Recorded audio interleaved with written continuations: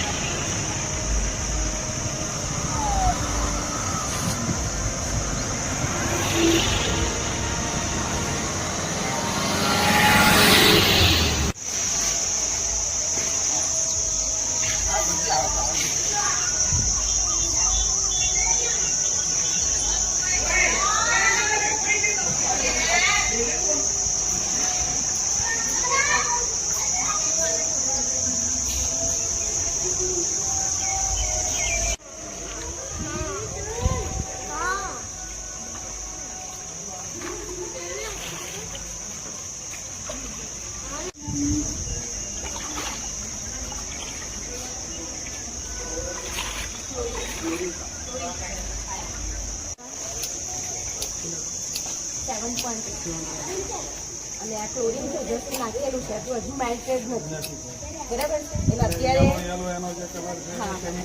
કેમિકલનો છે એ છે, પણ અત્યારે એડેડ નથી। જો આ ઓછું થઈ જાય તો વ્હાઈટ થઈ જાય, એટલે આપણે